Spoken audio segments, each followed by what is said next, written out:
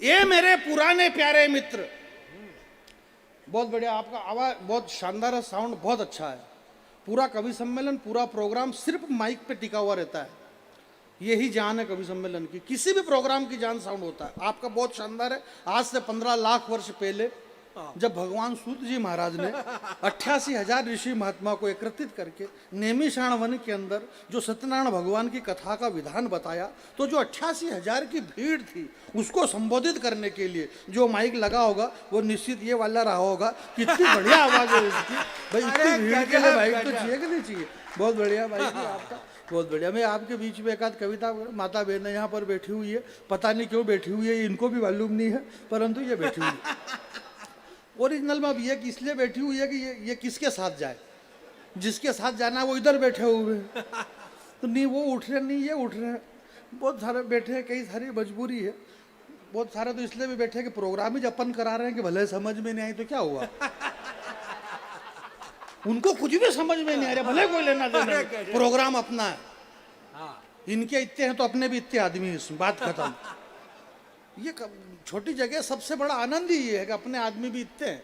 बस हम आदमी के बल पे हैं। इस हिंदुस्तान के 140 करोड़ आदमी इस हिंदुस्तान में रहते हैं। 140 करोड़ लोग में से 50-60 करोड़ लोग भारतीय जनता पार्टी के आदमी हैं, 50-60 करोड़ कांग्रेस के आदमी हैं, 10-20 करोड़ जनता दल के हैं, कुछ सपा के हैं, कुछ बसपा के हैं, कुछ तृणमूल के हैं, कुछ लेपा है, कुछ देपा है, कोई जय भीम के हैं, कोई जय चंद्रशेखर के हैं। पता नहीं इसके मेरे को आज तक समझ में नहीं आ रहा कि 140 करोड़ में भारत माता के कितने हैं। जब सभी एक दूसरे के हैं तो फिर भारत माता के कितने हैं। ये जो कवि सम्मेलन हो रहा है, ये हिंदी का कवि सम्मेलन, आपको इस मंच से, इस छोटे सी गांव में, हमारे भैया बता रहे थे निम्बाइड़ा बहुत बड़ा कवि सम्मेलन होता है, बहुत बड़ी नगर पालिका है, लाखों रुपए बिगड़ते हैं, 5-5, 10-10 लाख रुपए भैया हमारे बता रहे थे, और इस भाई बता रहे थे कि यहाँ पे और बड़ी नगर पालिका हो जाएगी तो यहाँ पे फलाने बड़े कवि आएंगे। क्यों भैया, वो बड़े कैसे हो गए? बड़े हमें कि वो है जो समय पे आ गए वो बड़े। ये सारे लोग बड़े कवि है, और इनमें और उन बड़े कवियों में फर्क ये है कि वो बड़े कवि हो सकते हैं परंतु अच्छे कवि तो ये हैं। अच्छे और बड़े का फर्क ये है मेरे भाई। उन महानगरों के, वो चाहे निम्बाइड़ा का कवि सम्मेलन हो, चाहे वो चित्तौड़ या कोटा दशहरा, बंबई जनता की पुकार का, देश का कितना ही बड़ा कवि सम्मेलन हो मेरे भाई, उस बड़े कवि सम्मेलन में और इस छोटे से कवि सम्मेलन में फर्क ये है कि वहां पर धन कविता सुनता है और यहाँ पर मन कविता सुनता है। ये लोग मन से बैठे हुए हैं। ये बात मैं सब जगह बोल रहा हूँ इन दिनों। और ज्यादा करके जहां पे मन सुन रहा है वहीं बोल रहा हूँ। तो आप लोग मन से सुन रहे हो और मेरे को सुन रहे हो, मैं आपको प्रणाम करता हूँ।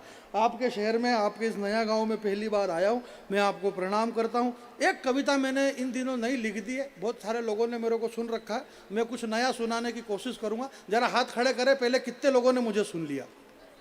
ये आप लोगों की गलती, आपको पहले नहीं सुनना था।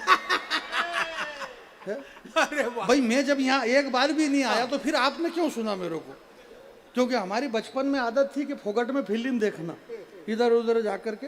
मैं आपके यहाँ पहली बार आया हूँ, मैं मालवे का रहने वाला हूँ, आप भी यहाँ मालवे के रहने वाले हैं। बच्चे इसको बिठाओ, बैठ जा बेटा, बैठ जा, सुनो बैठो। ये वर्तमान इनसे हमारा बिगड़ सकता है, देश के ये भविष्य हैं, परंतु वर्तमान मेरा इनसे बिगड़ने का खतरा है मुझे, तो मैं बिल्कुल भी ऐसा खतरा नहीं लेना चाहता हूँ। भगवान श्री कृष्ण ने अर्जुन से कहा कि हे अर्जुन, कर्म करो, फल की चिंता मेरे ऊपर छोड़ दो। अपन ने कर्म किया है, भगवान ने ये फल दिया है, तो इस फल को आप अपने पास में रखो, दूसरे की इधर उधर छाती पे मत छोड़ो इसको। बड़ी मुश्किल से फल मिलता, फल मिला हुआ। कोरोना हुआ सब, अभी 2 साल से लोग बाग घर में थे, तो बहुत अब धीरे धीरे सब लोग हो गए, व्यवस्थित हो गए, सबने अच्छा। हमारी नम्रता जी ने भी अच्छा पढ़ा, शिवशैलन भैया ने द्वारपालो, भगवान कृष्ण का संस्मरण इन्होंने याद दिला दिया, और सारे लोगों ने, सब हमारे नरेंद्र भैया और सत्यन भाई हमारे बड़े भाई, हालांकि मैं तो बड़े भाई और छोटे भाई और ऐसे झूठ बोलता हूँ, आपको मालूम है ये मेरे बड़े भाई हैं और ये मेरी बहन है, और ये ऐसा मैं नहीं, बिल्कुल नहीं कहता हूँ, ये मेरे कोई भाई बहन नहीं है। ये कहाँ रहते हैं? ये भोपाल रहती है। ये कहाँ रहते हैं? मैं कहाँ रहता हूँ? मेरा बाप क्या यूँ रोता फिरता था, क्या मतलब है यार? मेरे कोई भाई बहन नहीं है भैया। मेरी बहन यहाँ पे इतनी बजे क्या करे, रात की 1 बजे? मेरी बहन मेरे जिया जी के पास में है। मेरी बहन रात के 1-1 बजे ऐसे रोती फिर मेरे जिया जी मार मार के चमड़े तोड़ दे। क्या बात कर रहा है? प्यार और मोहब्बत की बातें कर रहे हैं सब, प्यार करो, मोहब्बत करो, प्यार मोहब्बत प्यार। इनको मालूम ही नहीं हमारे गांव गोठड़े में प्यार करना बहुत महंगा पड़ता है। अभी एक छोरे ने कर लिया 7-8 लाख रुपए में फैसला हुआ। बहुत माथा फोड़ी हुई, बड़े बड़े लोग बैठे, बोले कहीं यो, बोले 7 लाख को तोड़ है। बोले क्यों? बोले 15 दिन में जाइन पकड़ा ना चोमेला थी, प्यार का चक्कर में, प्यार बहुत महंगा पड़ता है मैडम, तुम्हारे हाथ जोड़ ले, रहने दो, छोरे जी रहे हैं बेचारे, कांदा लहसुन का भाव नहीं है। और वो बोले लहसुन नहीं बिक रही, लहसुन नहीं बिक रही। मैंने कहा लहसुन नहीं बिके, वो लहसुन है बापड़ी, कोई विधायक थोड़ी जो बिक जाएगी। एक कविता में आपके बीच में सुनाता हूँ, सामान्य सी बातें होता रहता है भैया। एक बार क्या हुआ सत्यन भैया, एक नई बात सुना रहा हूँ मैं आपको, आप पहली बार सुनेंगे, शायद आप भी उस समय नहीं थे। नहीं बता दें, मतलब 5-7 हजार साल पहले की बात है, नहीं तो ये भी नाराज हो जाएगी, नहीं यार मैं तो सीनियर कवि, मैं तो उस टाइम पे था। तो मैं बता दूं कि ये भी नहीं थे उस समय, और बहुत पहले की बात है। भगवान कृष्ण को आप शायद जानते होंगे। अरे भैया कई बार नहीं जानना है लोग बाकियों, तो और वो बापू बापू बापू लोग क्योंकि आसाराम बापू की बात करता होगा यूँ। तो मेरे को ये बिल्कुल पसंद भी नहीं है। मेरा ये मानना है मेरे भाई कि ये इस देश के अंदर राम रहीम की, और ये जो बात हो रही थी राम रहीम को फांसी की सजा हो, मेरे को कोई दिक्कत नहीं, आसाराम बापू को फांसी की सजा हो, मेरे को कोई दिक्कत नहीं, परंतु मेरे को दिक्कत ये है कि उनके डेरे में ये अकेली गई क्यों।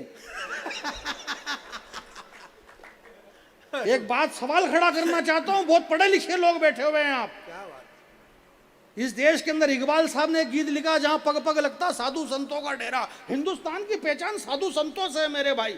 अगर अनाज के अंदर थोड़े से कंकर गिर गए, इसका मतलब ये तो नहीं है कि सारा अनाज खराब हो गया मेरे भाई। इस देश के अंदर साधु संतों को किस तरह से, भूल करके भी चली मत जाना तू अकेले में, कोई दिक्कत नहीं है मुझे, परंतु दिक्कत मुझे ये है कि तू अकेली क्यों गई। भूल करके भी चली मत जाना तू अकेले में। लोग चेहरे पे चेहरा लगा करके घूम रहे हैं इस मेले में, और अगर चली गई अकेले में तो आबरू लुटा करके घर पहुंचोगी अपने आप की, क्योंकि तुमने मजबूत उंगलियां छोड़ दी है जो बचपन में पकड़ रखी थी माँ बाप की। अरे वाह वाह वाह, क्या बात है, अरे गजब भैया, अरे वाह, बहुत बढ़िया। आप कविता भी सुनते हैं और कविता पे आप ताली भी बजाते हैं, न भी बजाएं तो भी कोई ऐसी बात ही नहीं है, परंतु आप बहुत अच्छा सुन रहे हैं। मेरा ये मानना है साहब, हम मालवे के रहने वाले लोग हैं, आदमी के पास कॉन्फिडेंस होना चाहिए। विश्वास कर जो मारी बात रो, हूँ छोरो बेरा की जात रो, सपनो आयो ऐसो आधी रात रो कि जैसे माधुरी दीक्षित के लायो नात रो। नम्रता जी, आप समझते हैं नातरा किसको कहते हैं? ये पूछ रही कि क्या होता होगा नातरा। नातरा ऐसे मालूम नहीं पड़ता कि क्या होता है, ये करना पड़ता है, और इसी उम्र में ही होता है वो। नहीं, इसकी उम्र भी होती है ऐसी, क्योंकि वो तो सेकंड मैरिज है, तो इसी उम्र में होता है, और उसमें मजा भी खूब आता है। एक बार ये बिगड़ गई, बोले बताओ इसका मतलब क्या होता है। मैंने कहा आपको मालूम नहीं है ना इसका मतलब? बोले नहीं मालूम है, पर फिर लोग इतने क्यों हंस रहे थे? मैंने कहा लोग इसलिए हंस रहे थे कि उनको मालूम है कि इसका मतलब क्या होता है। विश्वास कर जो हमारी बात रो, हूँ छोरो बेरा की जात रो, सपनो आयो ऐसो आधी रात रो कि जैसे माधुरी दीक्षित के लायो नात रो। मैंने कहा यार माथो नीचे रहकर माथो नीचो कर लागी जाएगा, पायजम मत उजाड़, वहीं डोकरोबा होतो जागी जाएगा। इश्क को ऐसो रंग की ऐसी फंसी माधुरी दीक्षित बापड़ी, हुक्केन टिटो ढेरी की वही गाबड़ी। मैं कहता यार मारखान कहीं फूल की जगह पाखड़ी, मक्या की जगह काकड़ी, खाई करे जलेबी बापड़ी, खाओ मक्की की रोटी छाछ की राबड़ी। मैंने कहा यार तू तो ठहरी परदेसी, साथ कहीं निभाएगा। इतना हम छोरा की मम्मी बोली उठो नहीं 7 बजे की, भैंस के कुंडो कुंड हमारा बाप पाएगा।